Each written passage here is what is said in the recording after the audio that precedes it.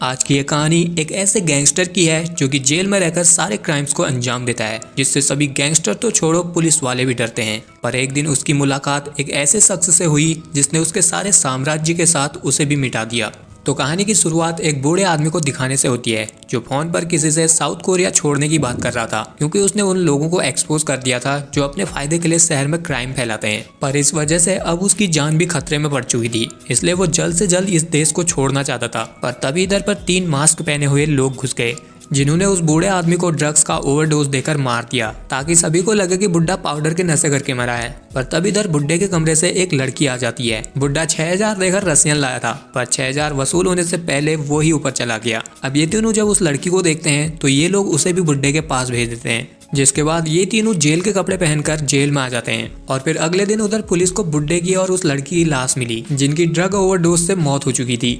इसके बाद हमें जुनयून को दिखाया जाता है जिसे कुछ कैदियों के साथ जेल ले जाया जा रहा था, जहां जेल में अलग अलग गैंगस्टरों का ग्रुप था। पर इन सबका बाप एक ही आदमी है जिसका नाम एको है, जिससे ये सभी गैंगस्टर तो छोड़ो पुलिस वाले भी डरते थे और उसी के कंट्रोल में ये पूरी जेल थी। अब जुनयून जब जेल में पहुंचा तो उसने पहुंचते ही एक गैंगस्टर के साथ लड़ाई कर ली, जिससे वो जेल के सभी गैंगस्टरों की नजरों में आ गया और वो लोग उसके बारे में बातें करने लगे। लेकिन तभी पुलिस वालों ने इनकी लड़ाई को कंट्रोल में कर लिया और फिर जुनयून को जेल में डाल दिया गया, जहाँ की वही गैंगस्टर था जिसके साथ उसकी दिन में लड़ाई हुई थी। और अब वो अपनी गैंग के साथ जुनयून को उल्टा लटकाकर बहुत मारता है। फिर जब उसका मन भर जाता है तो वो अपने सभी लोगों को सोने के लिए बोलकर जुनयून के मुंह पर मूतते हुए कहता है अगर यहाँ रहना है तो उसे उनसे दब के रहना होगा, जिसे सुनकर जुनयून हंसने लग जाता है। तो अब वो गैंगस्टर उसके मुंह से कपड़ा हटाता है और उसे हंसने का कारण पूछता है। तो जुनयून ने उसे कान इधर ला कहकर उसके कान को ही काट कर खा लिया और फिर उसने उसको कब्जे में करके ऑफिसर को वार्डन से मिलाने के लिए कहा, जिसके बाद उसे वार्डन से मिलाया गया, जहां उसने वार्डन से कहा कि वो उसे दूसरे जेल में शिफ्ट कर दे,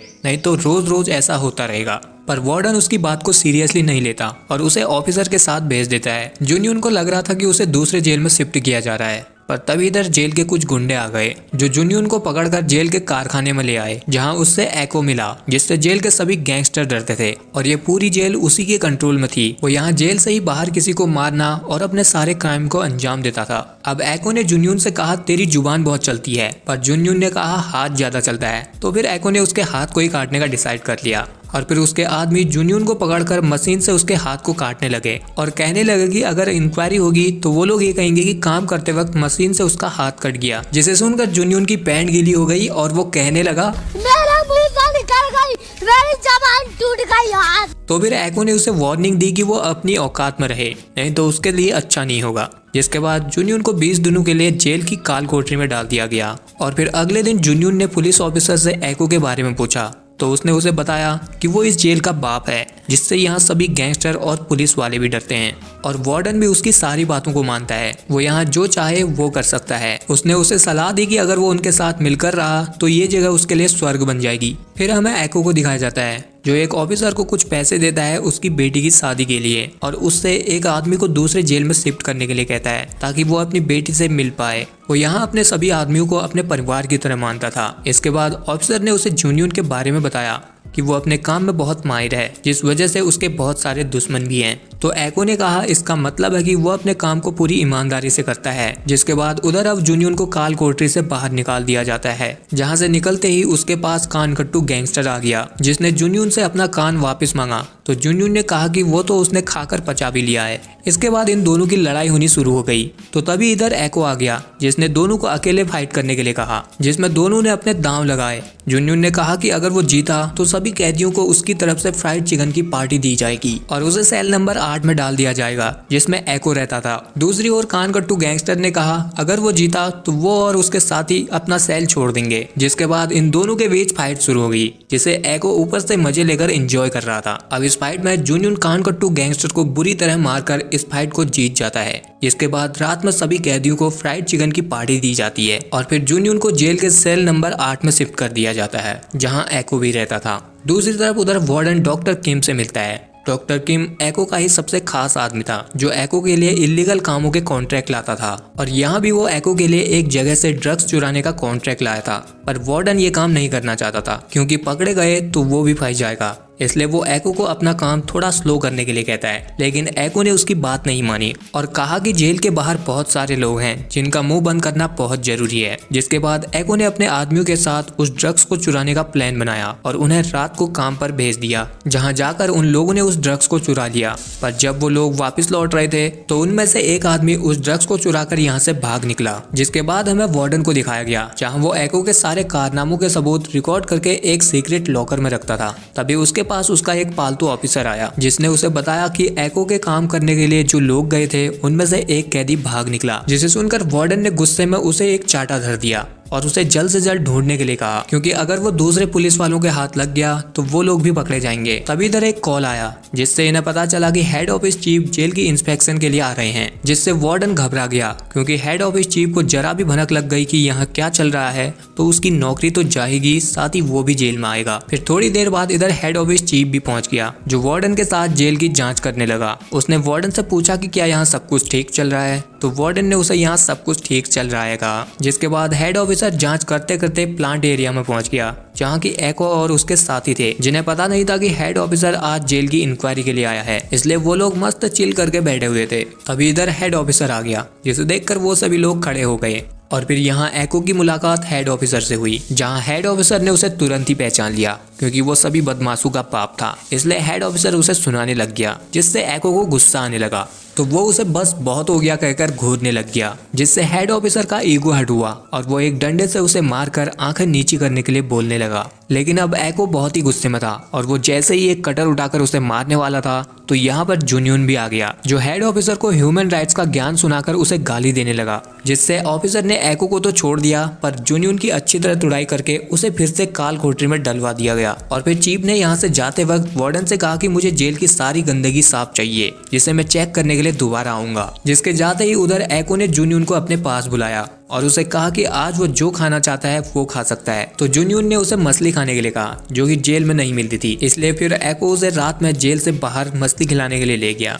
जहां उसने जुनयून से पूछा कि उसने उसे चीफ से क्यों बचाया। तो जुनयून ने कहा, तुम अपने साथियों को अपना परिवार मानते हो, पर तुम्हारी जरूरत के टाइम पर कोई आगे नहीं आया, इसलिए मैं वहाँ आ गया। जिसे सुनकर एको उससे इम्प्रेस हो गया और उसने उसे उस भागे हुए कैदी को ढूंढने का काम दिया, जिसके बदले में वो उसे $1 लाख देगा। तो जुनयून उसकी बात मान गया। जिसके बाद कहानी फ्लैशबैक में आती है, जब जुनयून एक पुलिस ऑफिसर था, जहां उससे मिलने के लिए उसका रिपोर्टर भाई आया था, जिसने एको के खिलाफ और उससे जुड़े हुए लोगों के खिलाफ बहुत सारे सबूत इकट्ठा किए थे, जिन्हें उसने जुनयून को देकर इन पर एक्शन लेने के लिए कहा। पर जुनयून ने उसे इन मामलों से दूर रहने के लिए कहा, नहीं तो वो भी खतरे में पड़ जाएगा। इसके बाद कहानी प्रेजेंट में आ जाती है, जहाँ जुनयून एको के साथ उस आदमी को ढूंढने के लिए निकल जाता है और एक आदमी के जरिए वो उस आदमी को पकड़ लेता है। जिसके बाद उसे फिर से जेल में लाया जाता है, जहाँ एको ने उसे अपनी मर्जी से फांसी पर लटक जाने के लिए कहा। उस आदमी ने उससे माफी मांगी, पर एको ने उसकी टेबल पर लात मारकर उसे ऊपर पहुंचा दिया, जिसे देखकर जुनयून भी डर गया। लेकिन एको अपने वादे का पक्का था। उसने वादे के मुताबिक जुनयून को $1 लाख दे दिए। साथ ही उसने जुनयून को अपनी गैंग में शामिल भी कर लिया, जैसा कि जुनयून चाहता था। फिर इसके अगले दिन एको जब अपने सभी साथियों के साथ ड्रिंक कर रहा था, तो एको के सबसे खास आदमी ली और जुनयून के बीच बहस हो जाती है। जुनयून ने कहा कि जब वो पुलिस में था तो वो ली की पूरी गैंग को ही उड़ा देता, पर उसे रोक दिया गया, जिससे ली उस पर भड़क गया और वो एको के सामने ही जुनयून से लड़ने के लिए बोलने लगा, जिससे इधर एको को गुस्सा आ गया और उसने ली को ही धो दिया। जिसके बाद मेडिकल रूम में ली से मिलने के लिए कानकट्टू गैंगस्टर आया, जिसने उसे एको का साथ छोड़कर उसके साथ मिलने के लिए कहा, ताकि वो एको को मार सके। अब पहले तो ली उसकी बात नहीं माना, लेकिन जब कानकट्टू गैंगस्टर ने उसे कहा कि एको का कुत्ता बनकर उसे क्या मिला, तो ली उसकी बात मान गया। दूसरी तरफ उधर जुनयून चुपके से वार्डन के ऑफिस में चला गया, जहां उसे वार्डन की सीक्रेट अलमारी में एको के किए गए क्राइम के सबूत और रिकॉर्डिंग मिल गई। तभी इधर वार्डन भी आ गया और वो जुनयून को ऑफिस में देखकर घबरा गया। उसने जुनयून से पूछा कि तुम यहाँ क्या कर रहे हो, तो जुनयून ने कहा कि वो यहाँ सफाई कर रहा था, पर वार्डन को उसकी बात पर भरोसा नहीं था। तभी इधर एक दूसरा ऑफिसर आ गया, जिसने वार्डन से कहा कि उसने ही उसे सफाई करने के लिए भेजा था, इसलिए अब वार्डन ने जुनयून को जाने दिया। लेकिन बाद में वो ऑफिसर जिसने जुनयून को बचाया था उसकी तलाशी लेता है, क्योंकि उसे उस पर शक हो गया था और उसे जुनयून के पास कुछ पैसे मिलते हैं, जिन्हें जुनयून ने सेफ्टी के लिए वार्डन की तिजोरी से चुरा लिए थे।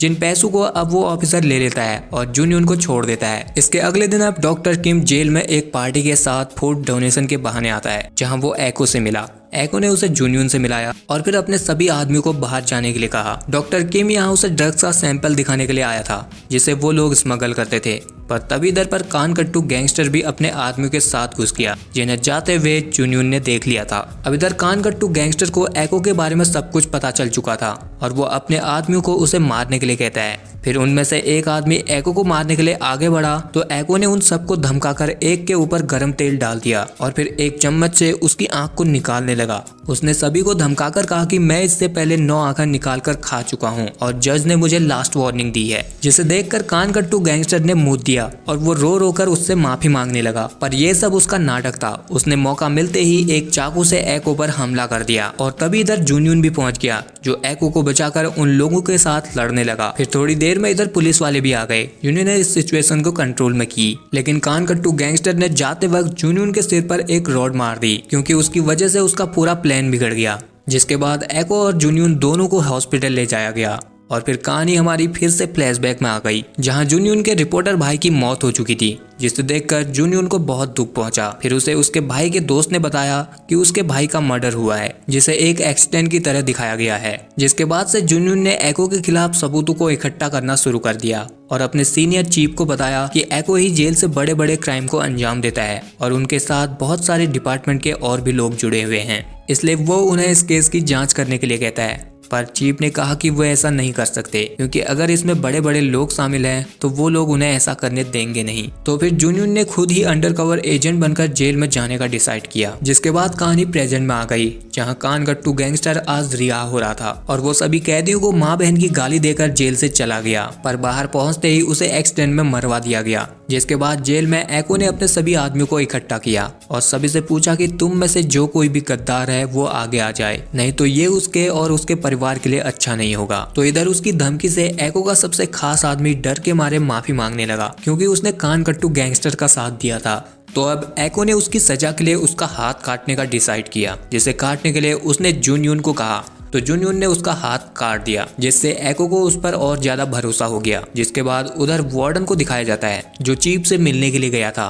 पर वहां चीफ ने उसके 2 गाल पर धरे और उसे बताया कि तुम एक मामूली से वार्डन हो, फिर भी तुम्हारे पास इतनी सारी प्रॉपर्टीज कहां से आई। उसे पता चल गया था कि जेल में कुछ गलत हो रहा है, जिसे वो वार्डन को जल्द से जल्द ठीक करने के लिए कहता है, नहीं तो वो उसके ऊपर इंक्वायरी बैठा देगा और फिर वो जेल में जाएगा। दूसरी तरफ उधर जूनियन कैदियों के साथ काम करने के लिए बाहर आया था, जहां वो मौका देखकर अपने सीनियर ऑफिसर को एको के खिलाफ सबूत देता है। बताता है कि एको के साथ वार्डन भी मिला है, जो उसके हर काम में उसका साथ देता है। इस पर उसके सीनियर ने उसे कहा कि वो संभल कर रहे, वो कुछ दिनों बाद अपना काम शुरू कर देंगे। जिसके बाद वहाँ वार्डन एको से मिला। उसने एको से कहा कि तुम्हें यहाँ 18 साल हो गए हैं, पर अब तुम यहाँ से जा सकते हो, क्योंकि चीफ को उनके बारे में पता चल गया है, इसलिए वो अब उसका साथ नहीं देना चाहता था। पर एको ने उसकी बात नहीं मानी। उसने वार्डन को ही धमकाकर कहा, तुम्हें एक मामूली ऑफिसर से मैंने वार्डन बनाया है और आज के बाद अगर उसने उसे जेल से जाने के लिए कहा तो वो उसकी फैमिली को भी मरवा देगा। जिसके बाद रात को एको अपनी गैंग के साथ चीफ को मारने के लिए निकल गया, जिसकी इन्फॉर्मेशन जूनियन ने अपने सीनियर ऑफिसर को भी दे दी। पर तभी उसके पास एको भी आ गया,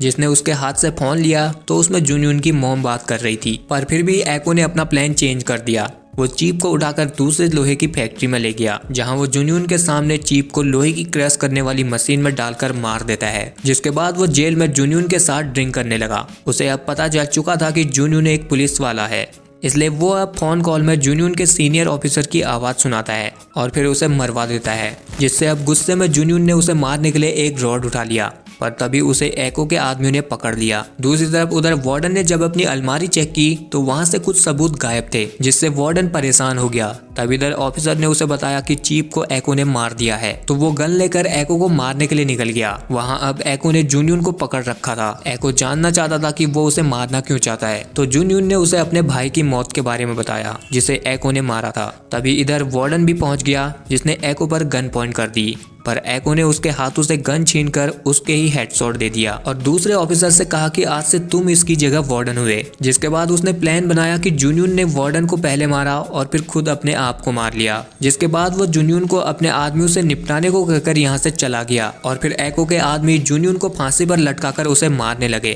पर तभी यहाँ पर चुपके से जुनयून का जेल का साथी आ गया, जिसने इधर लाइट बंद कर दी, जिससे अब जुनयून उन लोगों से लड़कर यहाँ से बाहर निकल गया और फिर उसने अपने साथी के साथ मिलकर जेल के गैस चैम्बर वाले रूम को उड़ा दिया, जहाँ बहुत सारे सिलेंडर रखे थे, जिससे यहाँ पर एक बहुत बड़ा ब्लास्ट हो गया और जेल के सिक्योरिटी अलार्म की वजह से आसपास के सारे पुलिस स्टेशनों में ये पता चल गया कि जेल में आग लगी है। तो जुनयून का सीनियर ऑफिसर चीफ पुलिस वालों और फायर फाइटर को लेकर यहाँ आने लगा। दूसरी तरफ यहाँ अब जुनयून को एक गन मिल गई और वो गोली चलाकर एको को उसके साथ लड़ने के लिए कहता है। तो फिर एको उसके साथ लड़ने के लिए ऊपर आया, जहां इन दोनों के बीच एक जबरदस्त लड़ाई हुई। पर जब जुनयून एको को लोहे की रॉड से मारने वाला था तो यहाँ पर उसका सीनियर ऑफिसर पहुंच गया, जिसने जुनयून को रुकने के लिए कहा।